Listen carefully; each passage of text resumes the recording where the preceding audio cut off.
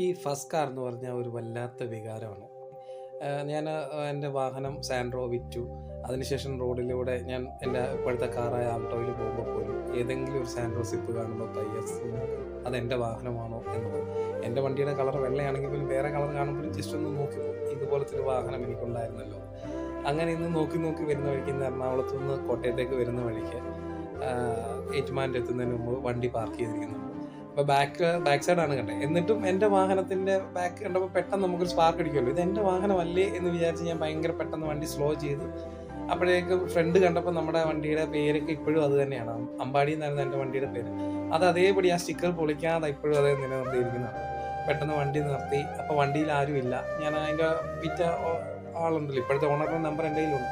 അപ്പോൾ ആ സുഹൃത്തിനെ വിളിച്ചു. ഇന്നപോലെ ഞങ്ങൾ വഴിയിൽ വണ്ടി കണ്ടിട്ട് നിർത്തിയതാണ്, ഞാനും മോളും ഉണ്ട്, ഞങ്ങൾ വരുന്ന വഴിയായിരുന്നു. അതിപ്പോൾ ആ പുള്ളി പറഞ്ഞു ഞാനിവിടെ അക്ഷയ സെൻറ്ററിലുണ്ട്, ഞാൻ അങ്ങോട്ട് വരാൻ ചേട്ടാന്ന് പറഞ്ഞു.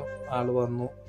അപ്പോൾ മോളോട് ഞാൻ ഇങ്ങനെ പറഞ്ഞു, അവൾ കുഞ്ഞായിരുന്നപ്പോൾ അവൾ ആദ്യമേ അവളെ കൊണ്ടുപോയത് ഈ വണ്ടിയിലാണ്. ആ കാര്യങ്ങളൊക്കെ ഇങ്ങനെ കൊച്ചിനോട് പറയുമായിരുന്നു. കാരണം ആശുപത്രിയിൽ നിന്ന് ഉണ്ടായതിന് ശേഷം ആദ്യമായി കൊണ്ടുപോയി നിന്നെ ഈ വാഹനത്തിലായിരുന്നു എന്നൊക്കെ പറഞ്ഞു. അപ്പോൾ കൊച്ചു പറഞ്ഞു എനിക്ക് വണ്ടിയിൽ കയറണം, അതിൽ കയറണമെന്ന് പറഞ്ഞു.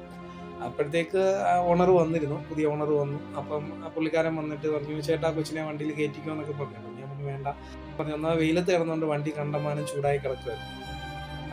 പിന്നെ വണ്ടി മൊത്തത്തിൽ ഒന്ന് കണ്ട് കുറച്ച് നേരം പുള്ളിയോട് വർത്തമാനങ്ങളൊക്കെ പറഞ്ഞ് വണ്ടിയുടെ എന്തൊക്കെ കാര്യങ്ങളൊക്കെ ചെയ്തു. ചുമ്മാ ഒന്ന് ചോദിക്കല്ലോ, നമ്മുടെ വാഹനമായിരുന്നുകൊണ്ട് തന്നെ എന്തെങ്കിലുമൊക്കെ ഇതുണ്ടോ, തട്ടുമുട്ടുണ്ടായോ, അല്ലെങ്കിൽ വണ്ടിയിൽ എന്തെങ്കിലുമൊക്കെ പണിയൊക്കെ ചെയ്തിട്ടുണ്ടോ എന്നൊക്കെ ചോദിച്ചു, വർത്തമാനമൊക്കെ പറഞ്ഞ് അങ്ങനെ ഒരു ടാറ്റ ബൈ ബൈ ഒക്കെ പറഞ്ഞ് അങ്ങനെ ഞങ്ങൾ പോകുന്നു.